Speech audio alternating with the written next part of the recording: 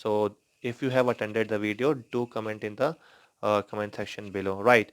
And for this also, you have to uh, comment in the section below, right, about the attempting above the video that you have seen, right? Okay, so let's get started. So what is revolution? Revolution means the complete round by the earth around the sun on its elliptical orbit. That is a revolution, right? So the revolution together with the rotation, it makes the earth environment very, very complex, right? So at first we will be going through the characteristics of the revolution, right?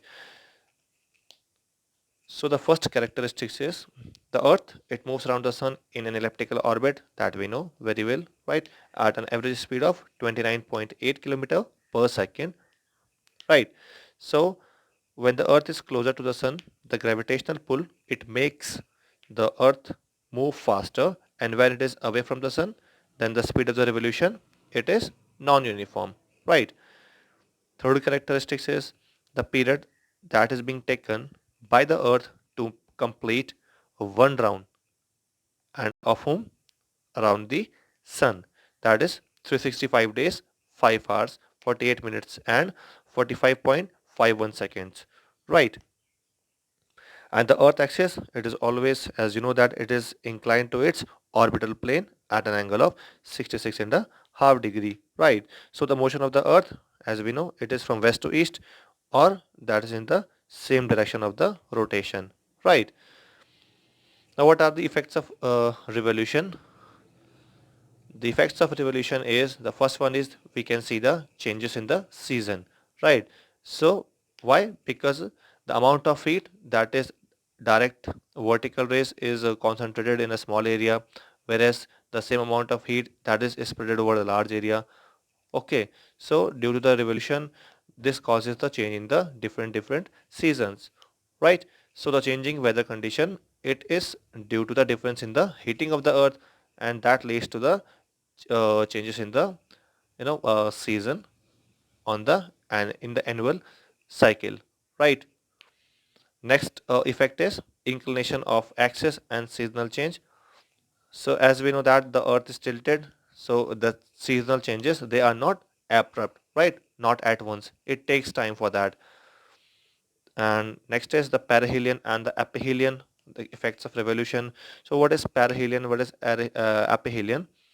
So when the earth is closest to the sun, that position is known as the perihelion, and when it is the farthest from the sun, that is known as the aphelion. Okay, students, right? So at aphelion, the distance of the sun is 152 million kilometer, while when it is closest, that means the perihelion, it is 147.3 million kilometers away from the sun. Okay, so this is about the perihelion and aphelion. And on January 3rd, the earth in its orbit, it is closest to the sun. Okay, and this is the time of the earth when it is said to be the perihelion. So January 3rd is the perihelion, and if we talk about the aphelion, it is July 4th when the earth is farthest from the sun, right?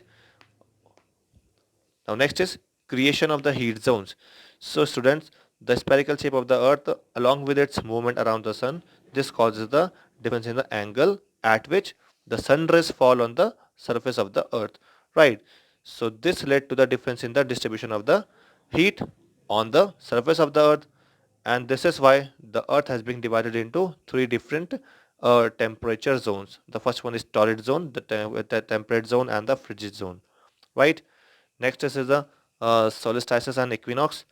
So what is solstice and what is equinox? So the latent part of the earth, that is, as we know that it is called a circle of illumination. So this circle moves with the apparent movement of the sun, so that only the half of the sun, it faces the half of the earth, it faces the sun at any point of time, right? So the first one is the solstice. So student, on 21st of June, the earth is in the position where the north pole, it is tilted towards the sun, right? So on this day, the sun is overhead at the Tropic of Cancer, and this is known as the summer solstice, right? And on December 22, the southern hemisphere is tilted towards the sun, while the northern hemisphere is tilted away from the sun, right? This is important, and this day, that is known as the winter solstice, okay? And if we talk about the equinox, so on 2 days in a year, the sun, it shines vertically over the equator, right? Which means that at an angle of 90 degree. And this angle, it decreases when we move towards the equator, right? So these are the days of 21st of March that we call as the spring or the vernal equinox, and 23rd of the September that we call as the autumn equinox, right? So what does it mean? It means that the days and nights are of the equal length throughout the world on this particular time period, right? So on 21st of March, it is spring in the northern hemisphere, and on 23rd of September, it is autumn. So this position is reverse as we compare it with the southern hemisphere, right? So these are the two equinoxes. The sun is 90 degree at the equator, and as we move away from the equator, the altitude of the sun also decreases, right? Next is angle of incidence and the duration of daylight. So student, the angle of incidence of the sun rays, it marks the duration of the daylight at the different latitudes, right?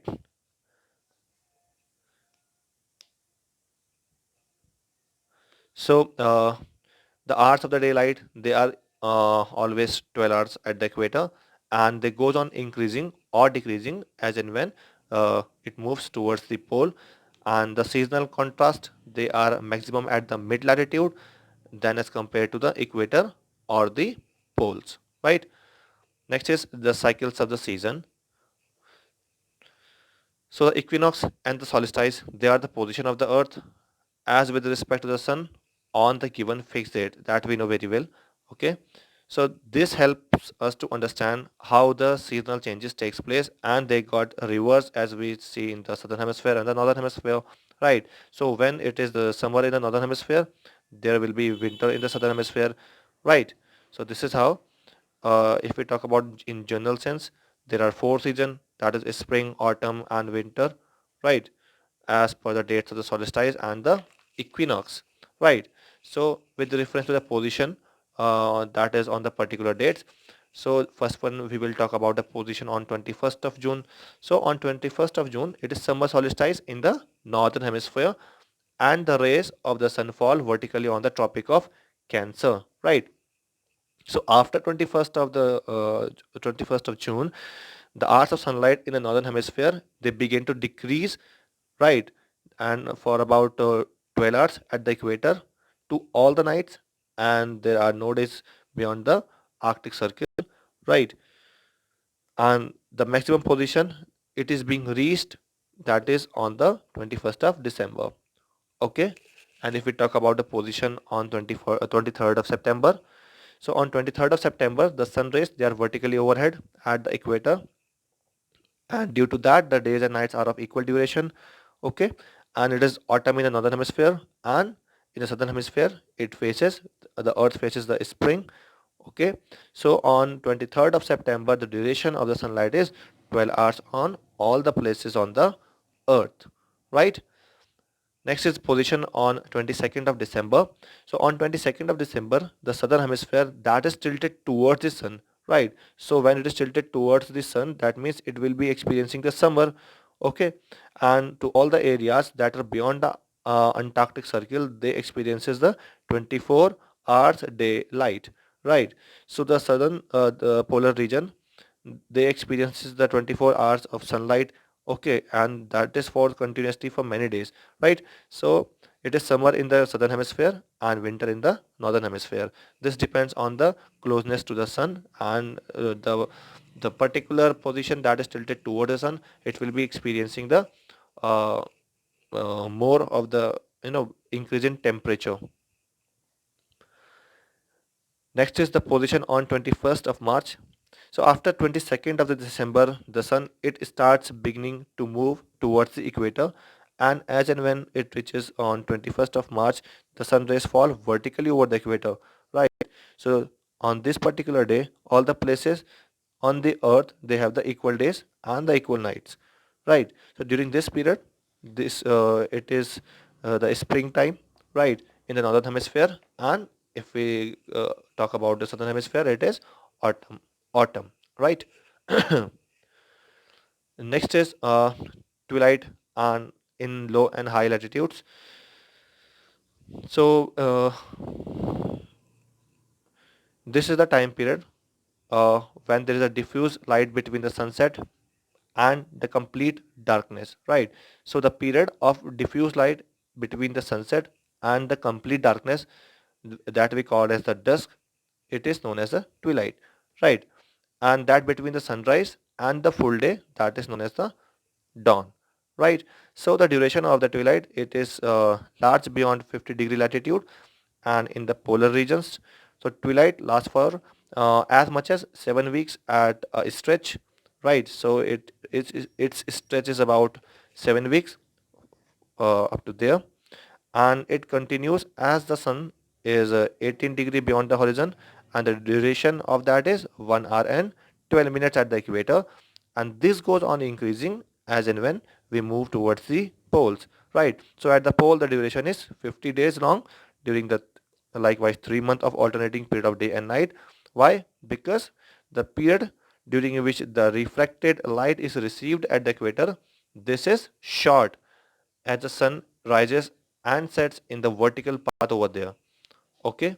So on the other hand, the temperate latitudes, the period of that reflected light, it is longer as the sun rises and sets in an oblique path, right? So it is much longer if we talk about the poles, and this is why the areas experiences the winter darkness and there is only twilight, right? So this is how your chapter comes to an end. So go through the chapter and keep learning. Be safe, be inside.